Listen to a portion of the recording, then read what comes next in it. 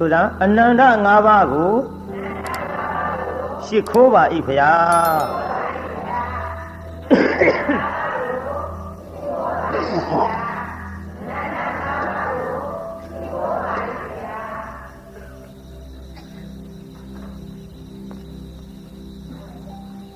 အနန္တ၅ပါးကိုရှိခိုးပြီးတဲ့နောက်ဘုန်းကြီးကြေညာထားတာနောက်ပိုင်းဟောမဲ့ဇာလန်းကသူများမကောင်းကြံကိုယ်ဘေးဒဏ်ထိဒီတရားကိုဟောမယ်လို့ကြေညာထားပါသူများကိုဖြစ်စေခြင်းနာကမကောင်းအောင်ဒုက္ခဖြစ်အောင်သေချေပျက်စီးအောင်ဆင်းရဲအောင်မွဲအောင်အဲ့ဒါလို့ဖြစ်စေခြင်းနဲ့ဗျာပါဒတရားသည်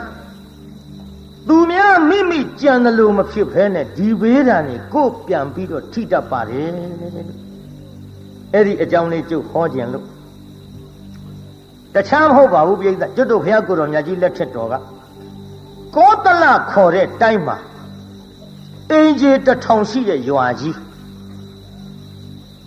အဲ့ဒီရွာကြီးမှာနောက်ဘဝကကိုပြုတ်ခဲ့တဲ့မကောင်းသောအကြံမကောင်းသောကံကြောင့်ကိုပြန်ဘေးဒဏ်ထိတဲ့တငယ်တယောက်ကိုကျုပ်အကြောင်းပြုဟောမယ်နောက်ဘဝကသူဘာတွေလုပ်ခဲ့ပါလိမ့်သူလုပ်ခဲ့တဲ့အလုပ်ကမိမိရဲ့ကြောင်းတိုက်အတွင်းသို့အာဂန္တုအရှင်များကြွရောက်လာတဲ့အချိန်တက္ကများကဆွမ်းစားပင့်ကြောင်းရှိတန်ခါအကုန်ပါဗျာလို့တန်ခါကုံဆွမ်းစားပင့်တန်ခါကုံဆွမ်းစားပင့်တော့အဲ့ဒီကြောင်းတိုင်ဘုန်းကြီးကအဲ့ဒီတန်ခါတွေသူဆွမ်းမစားတဲ့ချင်းအဲ့ဒီတန်ဃာတွေဆွမ်းကပ်မှာဆွမ်းလှူမှာကိုပင်လျင်သူ့အနေနဲ့ကမနာလိုဝန်တိုအိတ်တာမစ္စရိယတွေများစွာဖြစ်လာအဲ့ဒီလိုအိတ်တာမစ္စရိယတွေဖြစ်လာတော့ခက်တာပဲဒီတကာများနဲ့ငါအမြဲတမ်းနေတဲ့ကြောင်းတိုင်ဘုန်းကြီးငါအပင့်သွားပြီးတာအခုတော့ကြည်စမ်းတန်ဃာဓုအလေကောင်းမှာကြောင်းရှိတန်ခါကုန်ပါဗျာလို့ဆွမ်းစားပင့်မဖြစ်ဘူးမပင့်မဲထားရင်လည်းဝီနီးတော်နဲ့ငါမှအဆင်မပြေဘူးအလေမနဲ့ကြရင်တော့ခေါင်းလောင်းကြီးတော့ရှိသားပဲခေါင်းလောင်းထိုးပြီးပင့်ရမှာပေါ့ဒီခေါင်းလောင်းကြီးထိုးနေကြဒုတ်နဲ့ထိုးရင်လည်းပဲဒီကိုယ်တော်တွေနိုးမှာမနိုးအောင်ထိုးမနှောအောင်ထိုးမယ်ဆိုပြီးတော့တရားနာပြိတ္တကြီးမနဲ့အိယာကထားဒီပြည့်တန်ဃာတွေမထခင်ခေါင်းလုံးကိုကျွတ်တို့ဘာနဲ့ထိုးလို့ဆိုတော့တမန်းမြက်ကလေးနဲ့သွားထိုးပြိတ္တကြီးခေါင်းလုံးတမန်းမြက်နဲ့ထိုးလို့ညီပါသူများရဲ့လက်လာပါသူများဆွမ်းစားရမယ့်ကိစ္စဒါကိုပင်လျင်သူ့စိတ်ထဲမနာလိုဝန်တိုးပြီးတော့တမန်းမြက်ဖြားလေးနဲ့ခေါင်းလောင်းထိုးပြီးတော့အရာထဲဆွမ်းစားကြွတဘာတဲ့ကြွသွားတယ်ရှင်ဗျာတဲ့ကြောက်ရှိတဲ့အာဂန္တုတန်ဃာတော်တွေရောတပည့်တော်တို့ဆွမ်းစားတန်ဃာကုံပင့်ထားတာပါဘယ်နဲ့ကြောင့်တဘာတဲ့ကြွလာတော့ဗျာဩတကားတို့မလာခြင်းလို့အိပ်ပုတ်တဲ့ကိုတော်တွေပဲမျောမနေနဲ့ကတကကြွလာတဲ့ကိုတော်ကကြွလာတာလဲသူတပါးတဲ့တော့ခွက်ချကိုပြိတ္တကြွလာတဲ့ကိုတော်သားကအရှင်မဟာနှိုးဘူးလားဗျာအမလေးနှိုးလိုက်တာခေါင်းလောင်းတအားထိုးတာတောင်မနှိုးဘူးမှန်လားပါဗျာခေါင်းလောင်းထိုးရသားနဲ့မနှိုးဘူးဆိုရင်တော့ဒီတန်ဃာတော်ကြီးရဲ့ရှေ့မှောက်မှာတပည့်တော်ဆွမ်းစားပင့်လျှောက်ခဲ့တာပါဗျာခေါင်းလောင်းထိုးလို့မှမနှိုးဘူးဆိုရင်တော့တပည့်တော်အိမ်ကကတ်တဲ့ဆွမ်းမဖုံးပေးခြင်းလို့လားသူဒီမဟုတ်ဒီအချိန်အစောကြီးအိပ်ပြက်မခံနိုင်ဘူးဆိုပြီးများနေရကြလေသလားဗျာကဲအရှင်ဘုရားပဲတပည့်တော်တို့ကပ်ပါမယ်ဗျာသူ့ပဲဆွမ်းကတ်ကြဆွမ်းဖုံးပေးပြန်မကောင်းတာကတော့အတော့ကိုမကောင်းတာပဲပြိတ္တာကြီးအဲ့ဒီဘုံကြီးကောင်းသလားမကောင်းဘူးလားအဲ့ဒီဘုံကြီးမျိုးကိုခင်ဗျားတို့ကြည်ညိုသလားမကြည်ညိုဘူးလားကျွတ်တို့ကြတော့ရောဒါပေမဲ့နတ်မြအိတ်ထောင်နဲ့အပြည့်ထည့်ခဲ့ကြလားထားမှအောင်ပါကို ကြီးညိုတဲ့ဘုန်းကြီးကြီးညိုစရာကောင်းရင်ကြီးညိုရမယ်ကြီးညိုစရာမကောင်းရင်ကြီးညိုတဲ့နေရာမှာတရားတရားပြတ်တတ်ပါမှန်လားပြိတ္တကြီးလူတွေအကြည်ညိုမဲ့အောင်အဲ့ဒီကဲ့သို့မိမိကြောင့်ရှိတန်ဃာတွေအားဝတ်ကြည်တန်းကြည်ခေါင်းလောင်းမထိုးဘူးလို့မဆိုရယုံတော့ဖဲတရားနာပိတာသမမ်းမြက်ဖြားလေးနဲ့ထိုးပြီးတော့သူတော်အားနဲ့လိုက်စားခဲ့တဲ့သူများရဲ့လက်လာဘကိုပိတ်ပင်ခဲ့တဲ့သူများမကောင်းကြံခဲ့တဲ့ကိုတော်သည်အဲ့ဒီဘဝကစုတည်၍ဟာကျွတ်တို့ဂေါရမဘုရားလက်ထက်ကောတလတိုင်းမှာအင်ကြီးတစ်ထောင်ရှိတဲ့တန်ဃာရွာကိုသူလူလာဖြစ်တယ်ဒါအင်ကြီးဘယ်လောက်ရှိဘာရွာကြီးတို့တန်ဃာရွာကြီးဘာရွာကြီးတို့ဟဲ့အဲ့ဒီတန်ဃာရွာမှာမိန်းမတစ်ယောက်ဝမ်းသူတန်နေခတော့လေအဲ့ဒီအင်ကြီးတစ်ထောင်ရှိတဲ့တန်ဃာတွေလုပ်ငန်းကင်ကန်းမှာအကုန်လုံးငါးတကောင်မှမရတော့ဘူးတဲ့ပြိတ္တကြီးကြည်တရားနာပြိတ္တမိမိမလှူလို့မိမိတွေမွဲတယ်မထင်နဲ့တော့ဘေးအဆွေအပွားတွေပါအဲ့ဒါလို့ဝန်တူနှမျောတဲ့ပုဂ္ဂိုလ်နဲ့ပတ်သက်ပြီးထိခိုက်လာတယ်အင်ကြီးတစ်ထောင်ရှိတဲ့တန်ဃာတွေငါးတကောင်မှမရတော့ဟာဘယ်လိုဖြေကုန်တာလဲဟာငါတို့အင်ကြီးတစ်ထောင်ရှိတဲ့ရွာကြီးလိုက်စုံစမ်းလိုက်ကြတော့မင်းရရတကောင်မရဘူးကွာမင်းရောတကောင်မရဘူးကွာဟာမင်းရောတကောင်မရဘူးကွာတရွာလုံးတရားနာပြိတ္တနှက်ဆက်အောင်တူနဲ့တူတယောက်နဲ့တယောက်ရှောက်မေးလိုက်တော့အင်းကြီးတစ်ထောင်ရှိတဲ့ရွာကြီးငါးတကောင်မရဟေးအကြောင်းထူးတယ်ကွာအကြောင်းထူးတယ်ကွာတို့ရွာကြီးထဲမှာယုံမာတဲ့လူရှိခက်တော့ခက်သားလားတန်ငါလှုပ်ရှားတဲ့လူပဲယုံမာတဲ့လူရှိပြီဆိုတော့ဘွားတော့ကြတာပေါ့ဟဲ့လူယုံမာရွေးမကွာသူများအသက်တတ်တဲ့လူတွေလူယုံမာရွေးတော့မယ်တဲ့ပြိဿရဲ့လူယုံမာရွေးတယ်ဆိုလဲရွေးပြီမှာပဲပြိဿပြစ္ဆုတ်ပံကံကိုသူတို့တွက်တော်လဲတွေ့မှာကအတိတ်ကံယုံမာတဲ့လူကိုတွေ့မှာကိုပြိဿကြီးဘာတွေ့မှာတော့အတိတ်ကံဟေးဓမ္မတို့အင်ကြီးတစ်ထောင်ရှိတဲ့ရွာတွေကလူယုံမာရွေးရအောင်900စီခွဲလိုက်ကြစို့900စီခွဲမင်းတို့900ကမရရင်မင်းတို့900တဲ့လူယုံမာပါလို့တို့900တွေကမရရင်900တဲ့လူယုံမာပါလို့ကဲ900စီခွဲအလုပ်လုပ်ကြစို့ဒီလုပ်ငန်းတစ်ခါဆင်းပြီးလုပ်ကြအဲ့ဒီကလေးတန်တေတီးတဲ့မိန်းမပါတဲ့အိမ်ကြီး900က9တကောင်မှမရဟိုဘက်အိမ်ကြီး900က9တွေရဟေးတို့ဘက်က900ရဲ့ပါနေပြီกว่าလူယုံမှာက250စီခွဲကြစို့กว่าမတွေ့အောင်ရှာမဖြစ်250စီခွဲပြီးအလုံးလုံးလိုက်ကြတော့သူတန်တေတီတဲ့မိန်းမပါတဲ့250ကတကောင်မှမရဘူးဘယ်250ကရလားဟေးတို့ထဲပါလာပြန်ပြီကွာ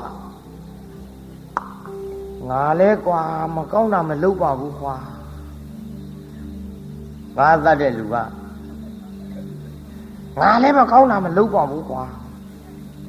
ဟေးတို့250တဲ့လူယုံမှာရှာကြအောင်စို့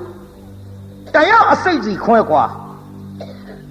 တရားအစိတ်စီခွဲတာအဲ့ဒီကလေးတန်တေတီတဲ့မိန်းမတရားအစိတ်ထဲကတကောင်မှမရဘုဘက်ကရဟာဟေးတို့ထဲပါလာပြီကွာတွေ့တော့မှာပဲကွာတရားအစိတ်ကိုခွဲကြအောင်စို့ကွာဒီတရားအစိတ်ဘယ်လောက်စီခွဲမှာတော့85စီဟာကြည့်လဲခွဲဟာငါလည်းမခွဲတတ်လို့ပြင်းတာကြီးမင်းအောင်မတရားအစိတ်ကစုံလမ်းမှာဝါတရားမှာကိုးကောင်းနဲ့တော့တွေ့ပြီချင်းနဲ့တို့ငယ်ငယ်တုန်းကသေလူအောင်ဟေးဝါတရားမှာကိုးကောင်းဘယ်လို့မှသေမရဘူးမရမဲ့တူတူတော့တယောက်ကတော့အလဲကောင်ကြံရမှာနဲ့တူတယ် ကဲတရားအစိတ်စီခွဲလိုက်တရားအစိတ်ကနေပြီးတော့တရားနာပိဋကခွဲလိုက်လေကောင်တယောက်ကလည်းကြမ်းမှာအလေကောင်နှစ်ယောက်ကြံတော့တရားနာပိဋကရေကဲတရားနဲ့24ထားပါတော့124ကိုဟိုဘက်ဒီဘက်ခွဲလိုက်ရင်ဘယ်လောက်စီရ62ယောက်စီ62ယောက်စီရတော့အလေကောင်ကဟာကြီးရတော့ကြမ်းမှာပဲကဲတယောက်ကြံတယောက်ကြံမှာကိုတရားနာပိဋကသူတို့ဘယ်ပုံစံနဲ့ခွဲတယ်လဲလို့ဆိုတော့ဟေးလာဒီလိုလို့ငါတို့လူကအစိတ်ဖြစ်နေတော့တရားစိတ်ဆိုတော့မစုံဘူးကွာမဖြစ်ပထမဆုံးတယောက်အလဲကောင်းနေကွာဟိုဘက်ဒီဘက်ခွဲ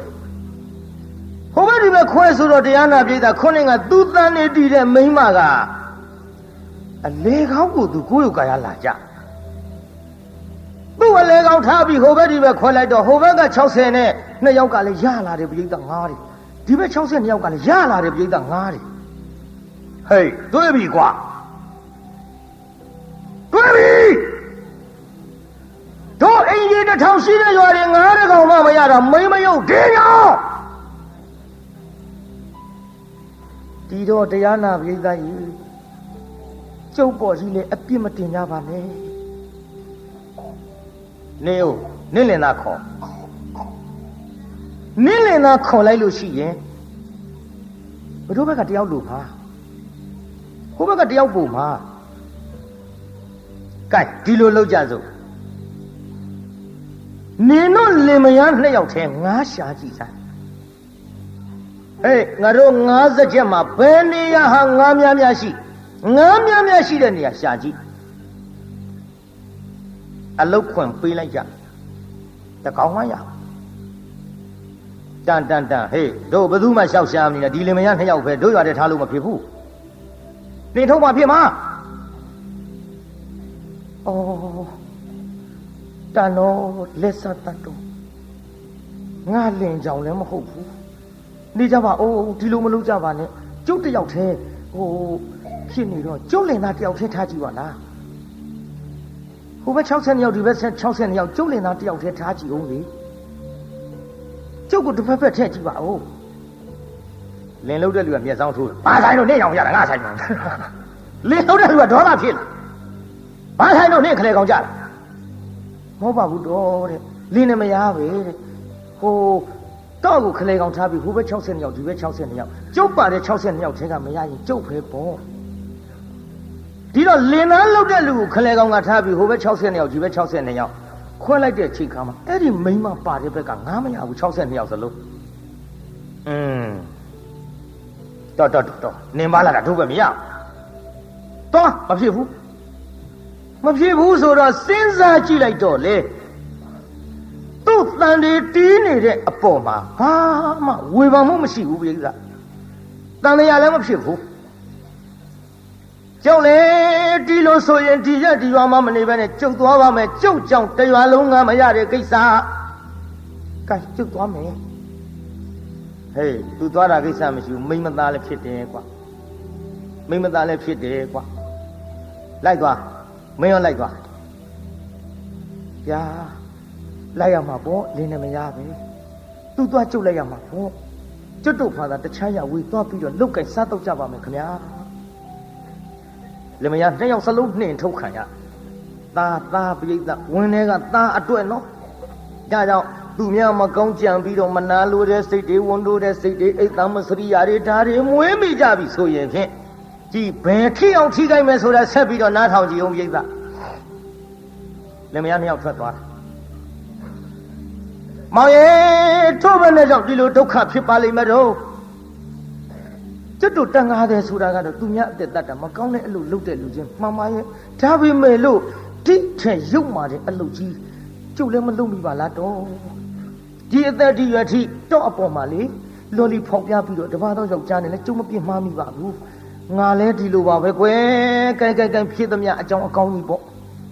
ဖြစ်သမျှအကြောင်းအကောင်းကြီးပေါ့လာတော့စားစို့ဆိုပြီးတော့လောက်ကင်စားတော့ရင်းနဲ့နောက် 9 လကနေပြီးတော့10 လရောက်သောအခါတန်းယောက်ျားလေးဖွားမြောက်လာပြေးတော့ဘာလေးလို့တန်းယောက်ျားလေးဖွားမြောက်လာတော့သူတို့ရှိတာပါတာလေးလဲစားလို့တောက်လို့ကုန်ပြီအေးစင်လှဲ့ပြီးတော့ထမင်းတောင်းရန်စားရတဲ့ဘဝရောက်ဒီလိုတောင်းရန်စားရတဲ့ဘဝရောက်သောအခါကလေးလေးကိုမအေးချီတယ်အဖေကအလွတ်ခွက်ကိုတယောက်တစ်လုံးစီခိုင်းထမင်းပေးမဲ့ခွက်ကိုတယောက်တစ်လုံးစီခိုင်းထမင်းပေးမဲ့လူကကလေးချီထားတဲ့မိန်းမခွက်ထဲထမင်းမထက်ယောက်ျားခွက်ထဲထမင်းထက်ကျုပ်လည်းပေးပါအောင်တော့ဟိုကတယောက်ထဲပါကျုပ်ကသားလေးနဲ့မပေးဘူးနင်သားတော်လေးစီပြစ်လိုက်နင်သားတော်လေးစီပြစ်လိုက်အိမ်တိုင်းဒီလိုကြီးအပြောခံရကဲမောင်ရင်ကလေးကြောင့်များလားတို့မသိဘူးจิตသိမ်းထားစရာကြီးဖြစ်လာပြီဒီရွယ်လေးဆိုတာအလွန်တနာရကြတာကဲရော့မောင်ရင်ကလေးတစ်နှစ်ချီပါဦးယောက်ျားကလေးပေးပြီးတော့နောက်တအိမ်ကျတော့ဒီလိုပဲတခါတည်းခွက်တစ်လုံးစီကင်တောင်းကလေးမပါတဲ့မိန်းမရဲ့ခွက်ထဲကိုထမင်းထည့်သည်ကလေးချီထားတဲ့ယောက်ျားရဲ့ခွက်ထဲထမင်းမပေးဘူးသူ့တယောက်ထဲပါဗျာကျုပ်ကလေးလေးနဲ့ကျုပ်ခွက်ထဲထဲပါအောင်မပေးဘူးအဲ့ဒီကလေးတော်တဲ့ရှိပြလိုက်အဲ့ဒီကလေးတော်တဲ့ရှိပြလိုက်ဒီတိုင်းကြီးအပြောခံရဟုတ်ပါပြီကွယ်ဟုတ်ပြီနှမငါတို့အင်ကြီး1000ရှိတဲ့တန်ခါရွာကြီးငါတကောင်းမှမရတာသူ့ကြောင့်ကလေးချီသောမိခင်ခွက်တဲ့ထမင်းမထဲတာသူ့ကြောင့်ကလေးချီသောဖခင်ရဲ့ခွက်တဲ့ထမင်းမထဲတာသူ့ကြောင့်အဲ့လေသို့တော်လေကိုလာလို့ဆင်းလာဖွားတဲ့သားမင်းလည်းတနာပြီမယ်ငါလည်းကိုယ်ကဖြစ်တဲ့ရင်သွေးတော့ချစ်တာပဲနှမရဲ့ကလေးတဖြည်းဖြည်းစောင့်ပြီးတော့မွေးကြွေးကြည့်ကြပါအုံစိုးနဲ့တဖြည်းဖြည်းစောင့်ပြီးမွေးကြွေးကြည့်ပြီးလာခဲ့ရကလေးကမတ်တပ်ပြေးလေးဘဝရောက်လာမတ်တပ်ပြေးလေးဘဝရောက်တော့ရှုပ်ပြီးတောင်းလိုက်ကြတဲ့ကိစ္စဒီကလေးမြင်တိုင်းမေတ္တာပြည့်ဒီကလေးမြင်တိုင်းခွက်ထဲထမင်းမထဲကြတော့လင်မယား2ယောက်တိုင်းတယ်ကလေးလေးလည်းမတ်တပ်ပြေးလေးမတ်တပ်ပြေးကနေတဖြည်းဖြည်းသကပီနာကြဘဝနဲ့အရွယ်ကလေးပေါ့လေဥမမဲစာမမြောက်လင်းက6နှစ်သားလေးရောက်လာတော့နှမဒီလိုလုပ်ကြပါစို့ကွယ်ကိုမချီကအမိတော်လဲသားတော်ခဲ့ဤကဘာမီလောင်းသားကောင်းချနေဆိုတဲ့စကပုံကလည်းရှိနေတော့သူနဲ့သာနေရမယ်ဆိုရင်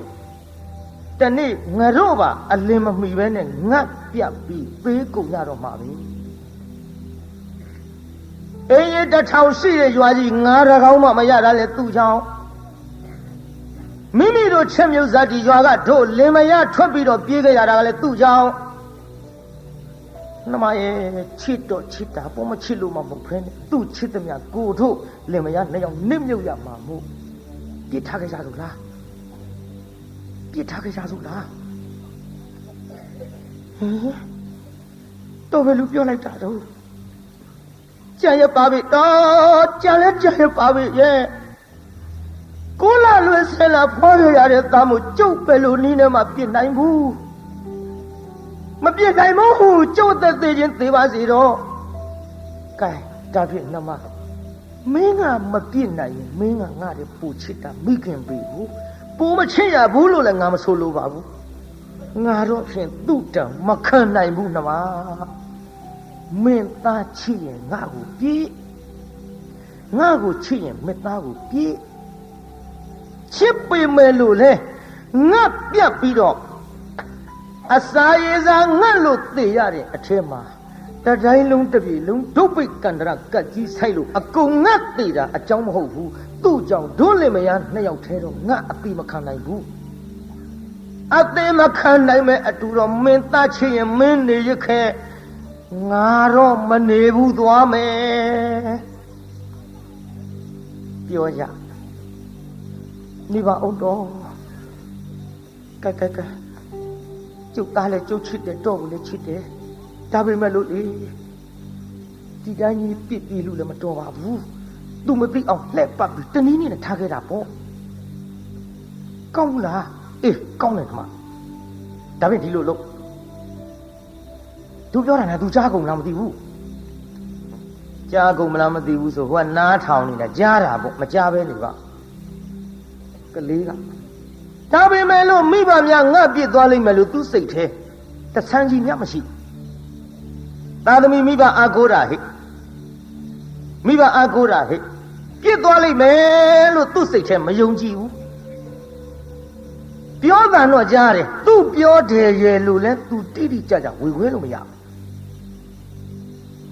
ပြစ်သွားကြစို့လို့ပြောတာပဲသူသိ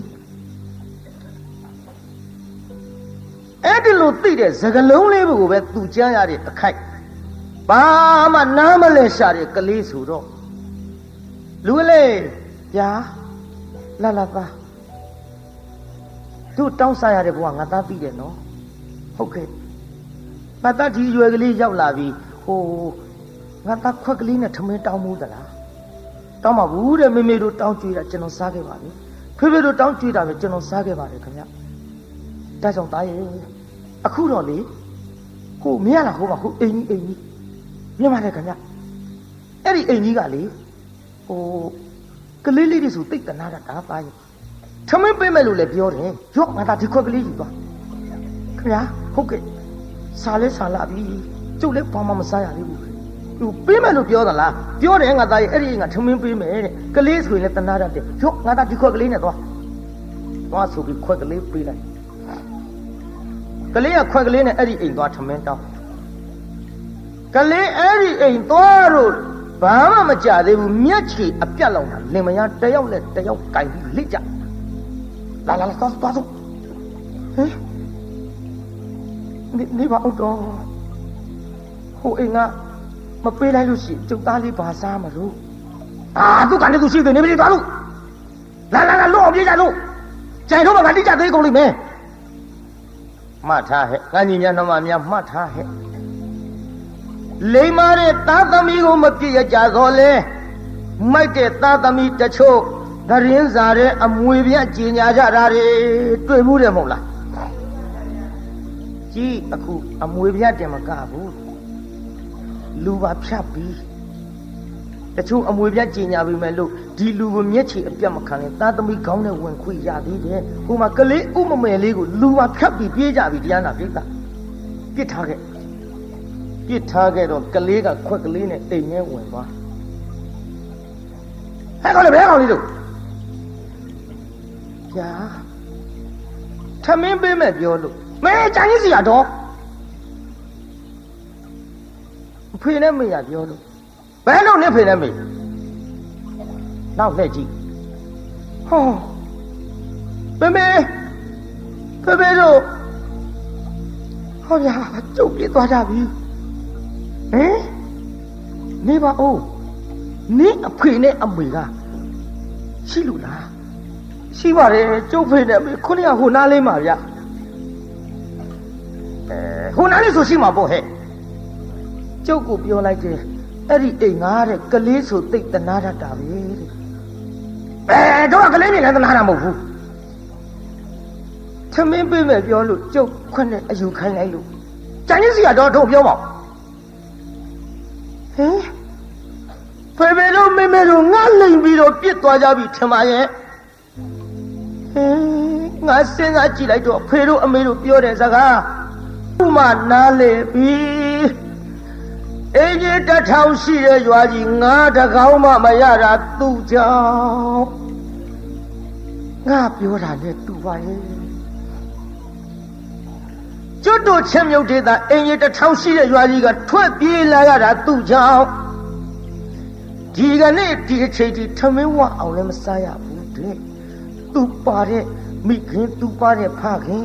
ခွက်ထဲထမင်းမထည့်ဘူးတဲ့သူတို့ပြောတဲ့စကားတွေအလုံးခြုံကြည့်လိုက်တော့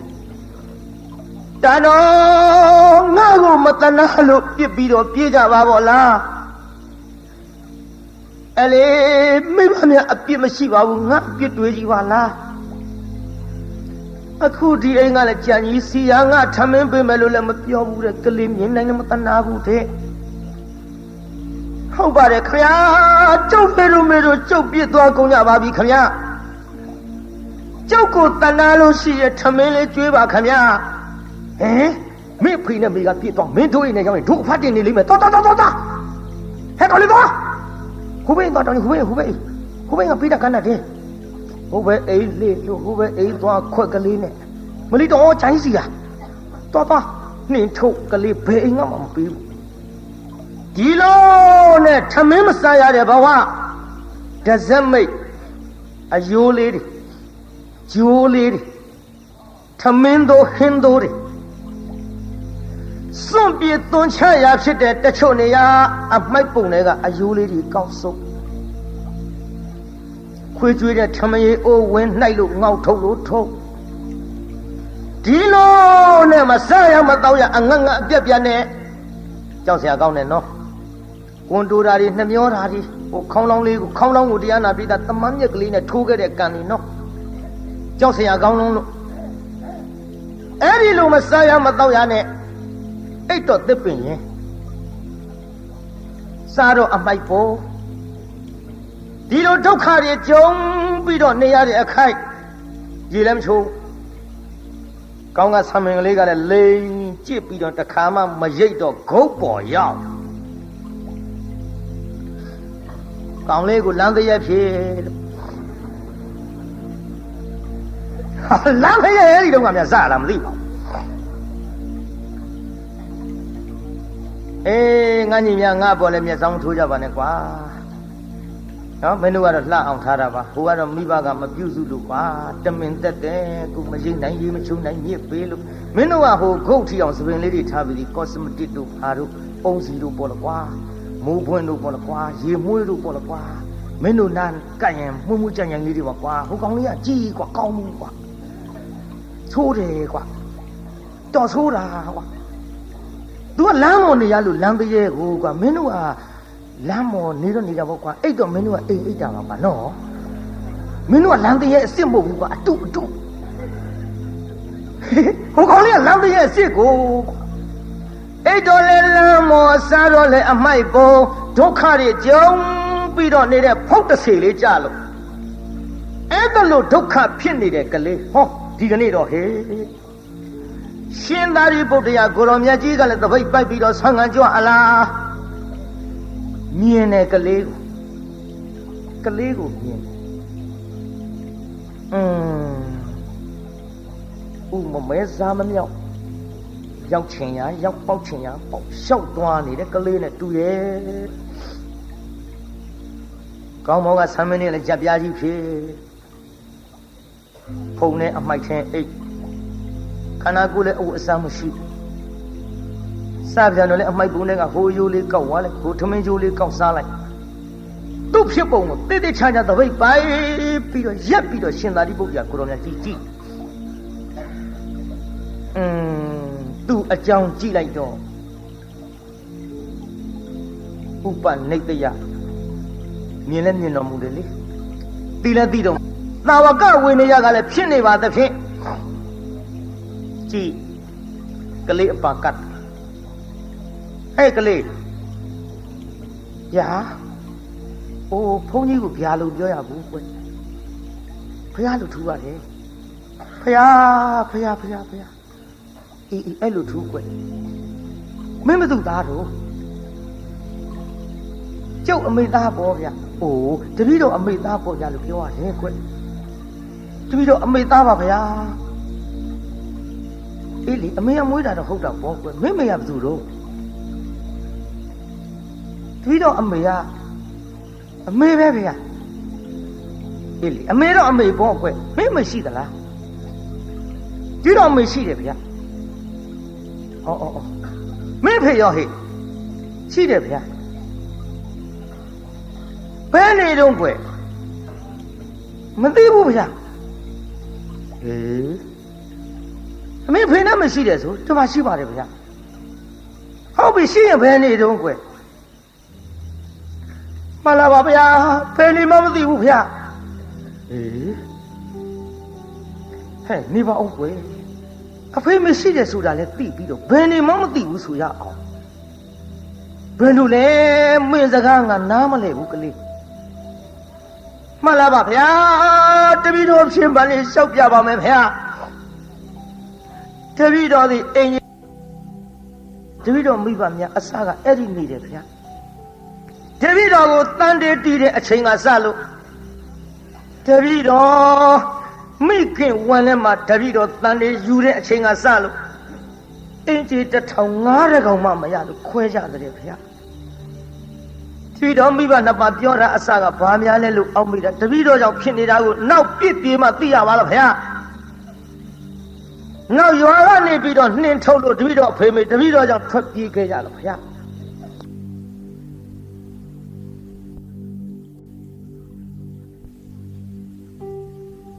တပည့်တော်မိဘများကတိုင်ပင်ကြတဲ့စကား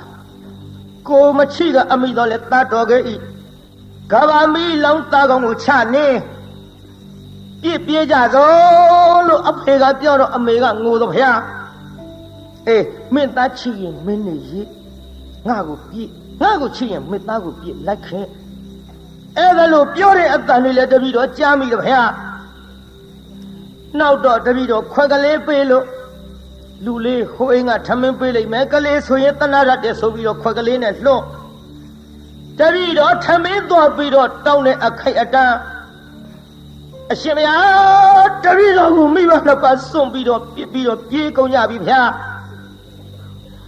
မိဘနှစ်ပါးအပြစ်လည်းမရှိပါဘူးတပည့်တော်အပြစ်ဖျားမိဘနှစ်ပါးရွာတွေကထွက်ပြေးရအောင်ခံစားခဲ့ရတဲ့ဒုက္ခတွေတပည့်တော်ကြောင့်ပါဗျာတို့ဖြစ်ပါ၍အရှင်မယားတပည့်တော်အရာထဲလျှောက်ပြီးတော့ခွနဲ့တောင်းလာလဲဘယ်သူမှကြွေးမဲ့လို့မရှိဘူးဗျာအမင်းပါစားနေလို့တပည့်တော်ဟိုအမိုက်ပုံတွေကအယိုးလေးတွေကောက်သွားတော့ဗျာခွေးကြွေးထားတဲ့စခွက်ထဲတပည့်တော်တစ်ခါနှိုက်စားရတော့ဗျာတစ်ခါတစ်စက်မိတ်သွတ်ထားတဲ့ထမင်းတို့တွေကိုတပည့်တော်စားရတော့ဗျာရှင်သာရိပုတ္တရာကိုရောမြတ်ကြီးဩတနာစရာပါပဲလားကွယ်အေးဒါဖြင့်မင်းကိုရင်ဝင့်မလားကွယ်ဖယားတပည့်တော်လိုလမ်းတရဲ့ဘယ်သူကကိုရင်ဝင့်ပေးမှာတော့ဖယား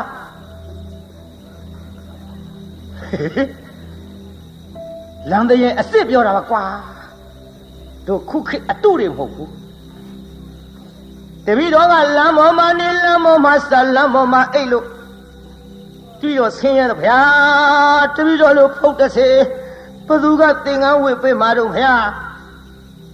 ဟေးမင်းဝစ်ပေးမဲ့လူရှိလို့ပြောတာကွယ်ဘသူကဝစ်ပေးမှာလဲဗျာတပည့်တော်အိမ်ထဲကိုအဝင်မခံရဘူးဗျာဩမင်းငါဝစ်ပေးမှာလေဗျာရှင်မရကစားတာလားဩ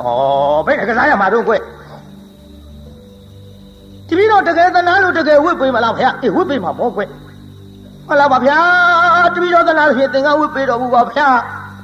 တပည့်တော်မြတ်စွာဘုရားမြောက်ပါတဲ့သင်္ကန်းဝစ်ပေးမယ်ဆိုရင်တပည့်တော်ဝစ်ချင်ကြောင်းပါဗျာလို့ရှင်သာရိပုတ္တရာခြေသလုံးတော်ဝင်တအားဖက်လို့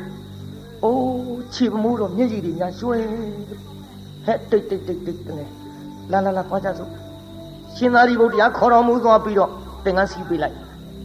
ကိုရင်ကလေးဖြစ်သွားကိုရင်ကလေးဖြစ်သွားလို့သင်္ကန်းစီးပေးလိုက်တော့လေသူ့ရဲ့နောက်ဘဝကမကောင်းတဲ့အတိတ်ကံကြီးကနှိမ့်ဆက်လိုက်တာလေသူနဲ့အတူတူသွားတဲ့ရှင်သာရိပုတ္တရာကိုရောမြတ်ကြီးအားဆွမ်းလောင်းဖို့ဆိုတာဝေလို့လက်အုပ်ကလေးချီပြီးတော့ရှေးခိုးလူမြမရှိတော့ကျက်သိမ်းထเสียကြီးကြောက်เสียကြီးပြိဿဒါကြောင့်သူများလှူတာများလေကို့တပြားမှကုန်တာမဟုတ်ဘဲနဲ့မနာလိုဝန်တိုစိတ်များမမွေးကြနဲ့ပြိဿကြောက်เสียကောင်းလုံးလို့ကျက်သိမ်းထเสียကောင်းလုံးလို့ ရှင်သာရိပုတ္တရာကိုရောမြတ်ကြီးသူပါသွားတာနဲ့ဆွမ်းလောင်းမှုဆိုတာဝေလာဝေးစွာလောင်းရလားပြိဿလက်အုပ်ကလေးချီပြီးတော့ရှ िख ခိုးမဲ့တရားဓမ္မတော်ရှိယဟန္တာမထေကြီးသည်ပင်လျင်တရားတော်ပြိဿဓမ္မတန်ဝေကကြီးရတဲကြောက်စရာကောင်းတဲ့အတိတ်ကမှာသို့တော်လည်းတီးခမ်းပြီးတော့ရလာသမျှဝအောင်ကျွေးတခြားစီထားကျွေးမွေးပြီးတော့အသက်ကလေးများစိတ်လာသောခါဥပတမ္ပရာကံဆောင်ရယဟန်မောင်းတို့ရောက်အောင်သွတ်သွင်းပေးလိုက်ယဟန်မောင်းရောက်အောင်သွတ်သွင်းပေးပြီးတော့ဟောနောက်ဘဝကျွတ်တို့အာဂန္ဓုကိုတော်တွေမနာလုံးဝန်တိုးတဲ့စိတ်နဲ့လတ်လာပါကြီးဖြက်စီးခဲ့တော့လေမိမိကြောင်းမှာမိမိယုံနံဓမ္မသင်္ခါရတရားတွေဤအဖြစ်အပျက်ကိုခရဝရတင်ပြီးတော့အာထုတ်ခဲ့တဲ့ကျွတ်တို့ဥပနိဒယလေးကဒီမာလာအကြောင်းဆက်လိုက်တော့ဟောနောက်လေအာသောကုန်ခန်းလို့ယဟန္တာတော့ဖြစ်ပါရဲ့ဆုံးဝအောင်မဖုံးပေးရရေးတာကြီးဆုံးဝအောင်ဖုံးပေးရရဲ့လားဆုံးတထမဝအောင်မစားရဒီလိုတထမဝအောင်မစားရဘဲနဲ့နေလာခဲ့ရဒီကနေ့ရှင်သာရိပုတ္တရာကိုရောမြတ်ကြီးကပြစ္ဆောခဏနဲ့ညံတော်နဲ့ဆင်ញင်းပြီးကြည့်လိုက်တော့ဩလောဘကတိတ်တာလောဘကတိတ်တာသင်ပြီးဒီကနေ့ပရိနိဗ္ဗာန်စံတော့မှာပါတကားယဟန်ဘဝရောက်လာသည့်အထိတထာမှသူဆောင်းဝအောင်မစားရဘူးဒီကနေ့ငါ့ကိုဆွမ်းစားပင့်ထားတဲ့တကားတူရှိနေသည်သူခေါ်သွားပြန်ရင်လေသူခေါ်သွားပြန်လို့လေကြိုက်မှကြိုက်ပါမလားယဟန္တာကြီးတွေတောင်ကျက်သိမ်းထားအဲ့လေမြို့ပေါက်ထားပြစ်ခဲ့တာကောင်းပါရဲ့ပြီးတော့မှတခါတယောက်ဆွမ်းအပုခံရတော့မှာပဲငါရှင်လောတကတိတ်တာဆွမ်းစားတော့ပင့်ထားတယ်သို့တော်လေငါရှင်သတိထားလို့ဟောဒီမြို့ပေါက်မှာနေရနော်ဘယ်မှကြွမသွားနဲ့တင့်အတွက်ငါဆုံးဖို့လုပ်လိုက်မယ်မှန်လားပါဗျာရိပ်မိပါပြီဗျာဖရာတပည့်တော်သိပါပြီဗျာဖရာတပည့်တော်ကိုအကြောင်းပြုပြီးတော့ကလေးဘဝကကိုရင်ဘဝကနေပြီးတော့ယဟန်ထိစောက်ရှောက်ခဲ့တဲ့ဥပိ္ပဇေဆရာကြီးမို့လဲတပည့်တော်လေးစားမိပါ၏ဖရာတပည့်တော်ပါလာတာနဲ့လဲရရအကသာဝကဖြစ်တဲ့ယဟန်နာမထေကြီးတော်မှလဲ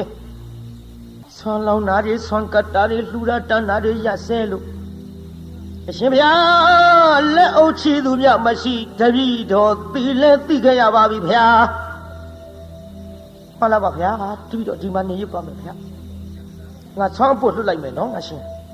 တမဗျာဒီလိုနဲ့ရှင်သာရိပုတ္တရာကိုရောမြတ်ကြီးမြို့ထဲဝင်ပြီးတော့တကအိမ်ဆွမ်းစားပြီးတော့ဟဲ့တကတယောက်လာစမ်းပြောက်ဆုံးနေဆုံးရင်နေထည့်ပြီးတော့ဟိုရွာပေါက်မှာယဟန်တစ်ပါးရှိတယ်နော်မြို့ပေါက်မှာယဟန်တစ်ပါးရှိတယ်အဲ့ဒီယဟန်ကိုဒီဆုံးနေသွားပို့ကြီးကတ်ခဲ့နော်မှန်လားပါဗျာမှန်လားပါဗျာရှောက်ပြီးဆွမ်းဟင်းပကံတွေနဲ့ဆွမ်းပကံများတွေနဲ့လင်မန်းကြီးနဲ့ကြာနာထည့်ပြီးရွက်တော့သွားတာပဲပြိဿအဲ့ဒီတကာကမေ့ပြီးတော့လေလမ်းနဲ့သူ့ဟာသူထိုင်စားပြစ်ကိုကျိုးကိုလဲစားပြီးဟိုတကာကပြန်သွားတစောင်းဆော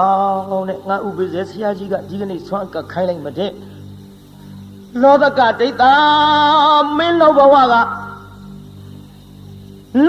ကကြောင်တိုင်းဖုံးကြီးဖြစ်စဉ်အခါကြွလာတဲ့အာဂန္ဓုတန်ဃာတော်ဒီအာဆွမ်းမစားစီလို၍သူများဆွမ်းကတ်တာမနာလို့ပြီးတော့ခေါင်းလောင်းတောင်မင်းသမမ်းမြက်လေးနဲ့ထိုးခဲ့တဲ့အတိတ်ကမလားဒီခံကိုပြုတဲ့ကံဟဲ့ သူများမကောင်းကြတာအခုတော့ကို့ဘေးဒဏ်နေပြန်ပြီးတော့ထိနေပါလားလောသကဒိဋ္ဌာ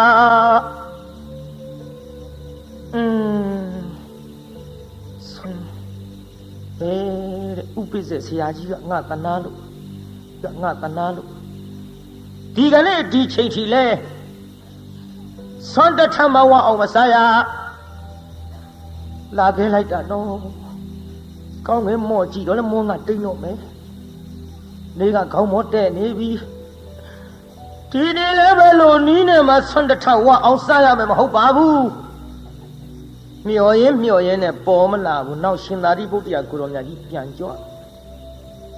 ငါရှင်သင်ဆွမ်းဖုံးပေးပြီးပြီမဟုတ်လားတတိတော်ဘသူကကတ်လို့လဲဗျာဟေးဟဲ့ငါရှင်တခါတယောက်ဟိုဆွင်းနေရောဆုံးရောပြင်ပြီးအဲ့ဒီလွတ်လိုက်တာပဲလင်မကြီးနဲ့စားတဲ့လင်မကြီးပါဘူးကျွတ်တို့ခုခဲနဲ့မှန်တော့ဒီလိုပို့လေသလားလို့ပေါ့ဗျာမလာပါဘူးဗျာနောက်ဘဝကပြုခဲ့တဲ့ကိုယ်ကံကိုယ်များညံနဲ့ပြန်ပြီးဆင်းခြင်းမိရလားငါရှင်သိပါပြီဗျာဆင်းခြင်းမိပါပြီဗျာအလေသို့တော်လဲငါရှင်မနဲ့ဆွမ်းမဖုံးပေးရတော့လဲညနေစွမ်းငါခံပြီးတော့ကျွေးမယ်ညနေစွမ်းခံကျွေးမယ်တဲ့ယူပြိတ္တဘာစွမ်းလဲညနေစွမ်းဆိုလို့ခမည်းတော်စားတဲ့ထမင်းတွေကိုဆွမ်းခံကျွေးမှာမဟုတ်ညနေစွမ်းဆိုတာစတုမတူတို့ထညက်တို့တကာတို့ကြံရည်တို့ဘီလာရည်တို့ပေါ့ဗျာခုခေတ်လို့ဆိုရင်ဘုတို့ကတော့ဒီအရည်တွေကတ်ကြသလားရှိသလားလည်းမသိပါဘူးညနေစွမ်းတပိတ်ကြီးနဲ့လှက်ပတ်ပြီးဆွမ်းခံလို့စတုမတူတွေတပိတ်အပြည့်ရရှင်သာရိပုတ္တရာကြီးအားရဟာကြပြီခုချင်းဒီဆွမ်းနေစီမှမစားရသေးဘူးကဲငါရှင်ရောဖုံးပေးဆိုလက်ကလေးနဲ့နှိုက်မဲ့အလုပ်ပြန်ရုပ်တယ်ဘာဖြစ်လို့တော့ငါရှင်မှန်လားပါဗျာတပည့်တော်လက်နဲ့နှိုက်လိုက်လို့ရှိရင်စတုပတုပျောက်ကုန်လိမ့်မယ်ဗျာမပျောက်ပါဘူးလေကဲငါရှင်ငါလက်နဲ့ကင်ထားမယ်နော်ဖုံးပေးအားရအောင်ပိဋကတပိတ်ကြီးပါသူ့မပေးရဲဘူးတပိတ်ကြီးပါမပေးရဲဘူးအပေါက်မပါပဲနဲ့ပျောက်ကုန်ပါဆိုလို့ကြောက်စရာအတော်ကောင်းတယ်နော်ပိဋကအဲ့ဒါနဲ့တရားနာပိဋကကြီးရှင်သာရိပုတ္တရာကိုရောမြတ်ကြီးကတပိတ်ကြီးကိုင်းလို့ငါရှင်အားရအောင်ဖုံးပေးလို့ကိုရောတပိတ်တလုံးကိုရောပေါ့တထမဝခဲ့ပဲပရိနိဗ္ဗာန်စံမဲ့နေ့နောက်ဆုံးတထဒီစတုမရုဇွန်တထပဲသူဝအောင်ဖုံးပေးသွားရဒီလိုစတုမရုဆုံးတထဝအောင်ဖုံးပေးပြီးတဲ့နေ့မှာပဲလောတကဒိဋ္ဌာမထေကြီးအနုပါ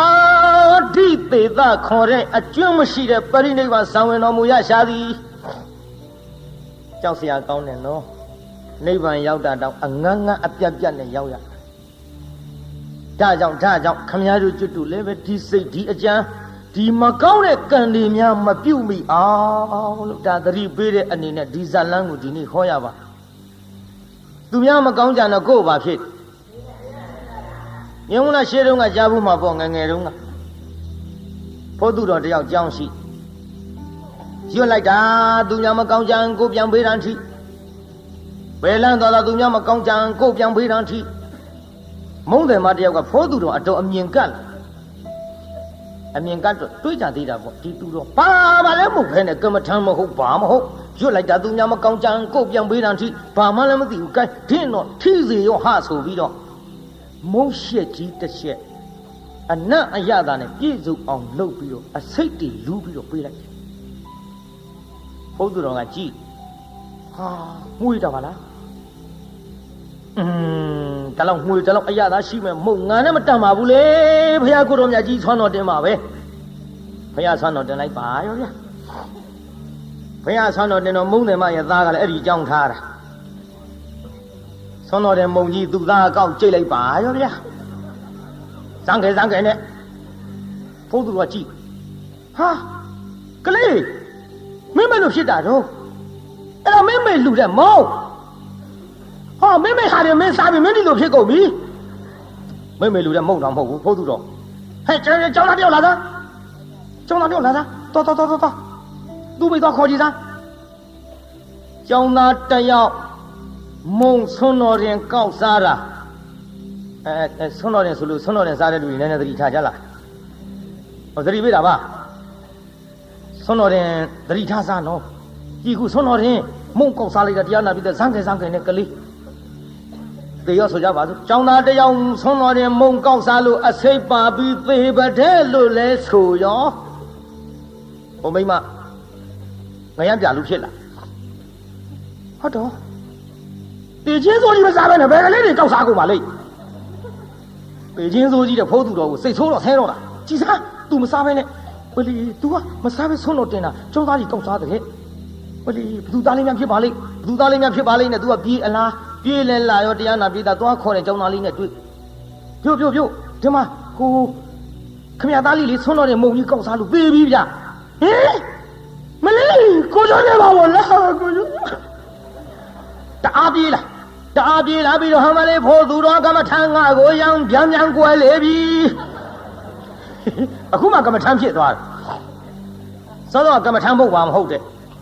都哪里抓起比着阿妈来跑路上干嘛谈啊？我样边过来比，哎，这个都哦比着哈，路面没讲讲来点没嘛，跑路上有点干嘛谈但个边北站铁路都哪位对呀吧的别个，大家就这样那的别个几年嘛讲的阿路的，既然那个啥比着都那的微个小男伢吧子，别个想呀嘛，把那的东西，都那的都家不嘛。家不了，活动啊嘞，活动啊，跑路上的巴西的讲嘛，跑路上，都伢个爱里的伢个跑泥路好的，好方面就这个跑路上个乱抢，就这个跑泥个，爱里跑路上的伢那边的，哎呀，他联系没伢的要多少来了，来要不就的。来到周周表家把手，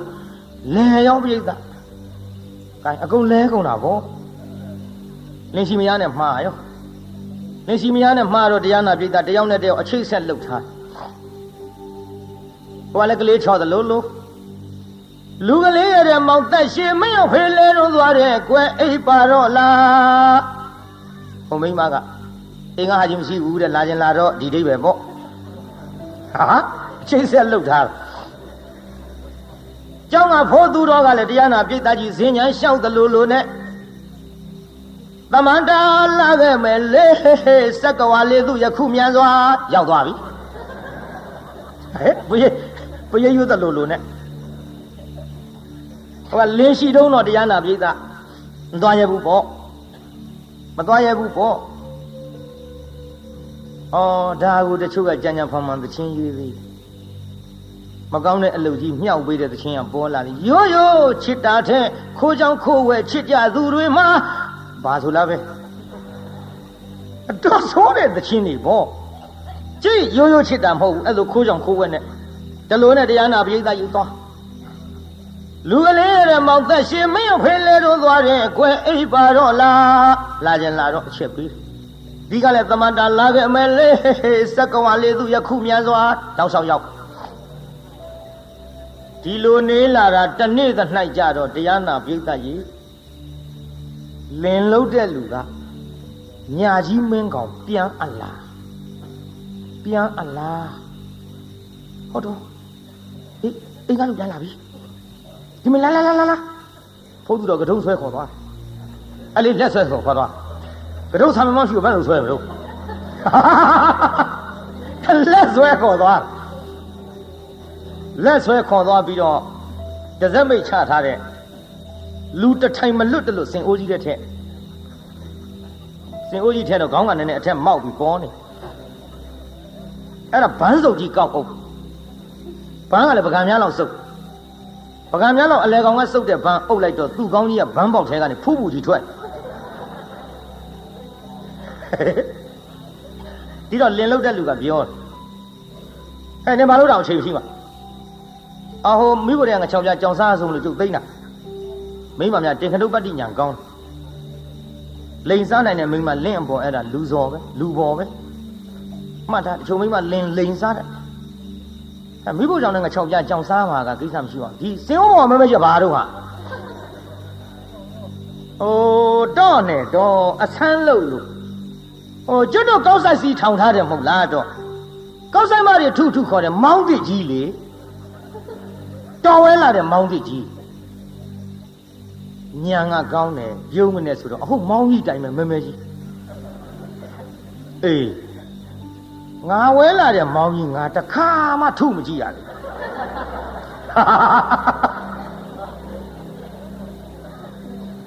ဒီတော့မိမကပြောတယ်တန်တော်တဲ့အချိန်မရှိမှအရက်ထဲမီးလာပါလားဆိုပြီးလန့်ကောင်ထုပါနဲ့နည်းနည်းတော့စမ်းကြည့်ရအောင်ဖုတ်သူတော်အတွင်းကစဉ်းစားတယ်ငါမောင်းဆိုပြီးဆော်တော့မှာသူငါကောင်းမောင်းဆိုပြီးတော့ဆော်တော့မယ်မောင်းလို့အော်ရင်မအော်ရင်ငါတို့ကိစ္စပေါ်တော့မယ်နောက်ဟိုကမောင်းထုတဲ့တင်းပုတ်ကြီးယူလာလေဟာထုလိုက်ဒူဟူဟူလင်လုတ်တဲ့လူကပြောတယ်ဟေးမောင်းတန်ကြီးကဘယ်နဲ့ဖြစ်လဲတော့နေစင်အိုးပေါ်မှောက်ထားတော့စင်အိုးတွေကထွက်လာတဲ့အတန်ဆိုတော့လှိုင်တန်ပေါ့တော့မိမကလည်းပြောတတ်နောက်တစ်ခါထုလိုက်ဒူဟူဟူဟေးပြောစီကြီးပါလားဟာတော့နေတစမ်းနဲ့ချတာနှင်းကြလို့ဣနေတာမောင်းတောင်နှင်းကြလို့ဣပြန်တယ်ဟောထုကောင်းလိုက်ထုနေတော့ကြထုလိုက်ဒူဟူဟူမဟုတ်ဘူးပြိဿနားလာတော့ဒူနာနာဖြစ်လာအဲ့ဒီဒူနာနာអော်ပြီးတော့လင်လုတ်တဲ့လူကလည်းထုပြီးတော့တရားနာပြိဿပြန်အိတ်တော့ဒါရှေးတုန်းကပုံမြင်နော်ကျွတ်တို့ငယ်ငယ်ကဟိုအဖေကြီးများမေကြီးများပြောတဲ့စကားမှတ်ထားတယ်ဟုတ်မဟုတ်တော့ကိုယ့်ဘာကိုချင်းချင်းပေါ့မကောင်းတဲ့အလုပ်ဒူနာတေးဝေးရှောင်ဆိုတာသဘာဝလေးပေါ်လာအောင်တော့ဗန်းစုပ်ကလေးဖဲဖို့သူတော့အိတ်ကြပြီအိတ်ရောပေါ့ငါအားရအောင်နှက်သွားတာဗန်းစုပ်ကလေးဖဲစင်ဦးဘော်ကကြော်တက်လမ်းကြားထဲရောက်တော့သူကတုံးလေးသူပုတ်လို့သူဖြစ်သူတွေးပြီးတခစ်ကြီးဟမ်းမလေးဆော်လိုက်လေကွာနာလိုက်တဲ့ထိတ်ကြီးထူတာဟိုပြိဿဆော်လိုက်လေကွာနာလိုက်တဲ့ထိတ်ပရိတ်သမန္တာကြောင့်လွတ်လာပါလေပရိတ်ကြောင့်လွတ်တာဟဲ့ဒီလိုနဲ့တရားနာပရိတ်ကနေလာလိုက်တာနောက်ရကြဟိုကလင်မရှိတော့အတန်ပေးလာတဲ့ရှင်သေးတာကိုပရိတ်ရဲ့လူကလေးရဲ့မောင်သက်ရှင်မင်းအဖေလဲတော့သွားတယ်ခွဲအိပ်ပါတော့လားအတန်ပေးလိုက်သွားခြင်းတယ်ဟိုကကတုံးတရိယပုတ်ကြည့်လိုက်တော့ဘူးကြီးကမပြောက်သေးဘူးဒီတော့မလာနိုင်တော့တဲ့အကြောင်းပေါ့လေကြောက်သွားပြီဆိုတဲ့အကြောင်းပြန်ပြီးတော့သူကပရိတ်ရွတ်တလူနဲ့သမန္တလာခြင်းမရဲ့လေမနေ့ညကဒူနာတေကိုခွဲကကြောက်လှကြီးရဲ့လေမသွားတော့ဘူးတဲ့ပြိဿနောက်ပြတ်သွားကြတဲ့ဒါကြောင့်ကျွတ်တို့တရားနာပြိဿကြီးလည်းမကောင်းတဲ့အလုပ်တွေဒူနာတေပြီးတော့ဒီကနေ့ကစဝေးကြီးရှောင်ကြပါစို့ကောင်းမလားပြိဿကြီးလောကတိတ်သမထေတရားနာပရိသပရိနိဗ္ဗာန်စံသည်အထိမဝတဝနဲ့တထထဲဝအောင်ဖုံးပေးသွားရသောကိစ္စသည်သူများမကောင်းကြံလို့ဗါတဲ့ပရိသကိုဗေဒံထိလို့အမိပေးတဲ့ဇလန်းဒီကနေ့ညနာယီပြန်တစ်ချက်ထိုးကန်ဤအချိန်မှာနှိဋ္ဌိတမ်းပါတယ်ကိုင်းမေတ္တာပို့ရအောင်ဆိုကြနှစ်ဖြင့်စောစောလေးကြွကြပေါ့တကဘာလုံးမှာမြတ်တာချမ်းသာကိုစိတ်မြဲပါစေအားလုံးကိုယနေ့ညကြွရောက်လာကြတဲ့တရားနာပိဋကကြီးချမ်းသာကြပါစေအားလုံးကိုယနေ့ညကြွရောက်လာကြတဲ့တရားနာပိဋကကြီးချမ်းသာကြပါစေကဲအိမ်ပြန်ပို့ကြပါစို့အတ္တဂေဟပြောသမျှဟောသမျှတွေကသဘောမကျပဲအပြစ်တွေ့ကြလည်းချီရင်နေဖုံမုံစိတ်တွေပြစ်ပြအသီးသီးတော်မိမိတို့အင်္ဂယာဌာနသို့နိဝတ္တန်တုသီခံရတာပြန်ကြပြီတော့ နိဝတ္တံတုမေတ္တာရေပခါဖြောင်းလိုက်မယ်ပြစ်ပရာတွေဝေးရမြန်းစေရောခြေတရာဆွေကလျံပြီးကိုယ်စိတ်နှပြချမ်းသာစွာဖြင့်မှန်စွာမနေပြောင်းပါလေတော့ပြောင်းကြစေကုန်သတည်း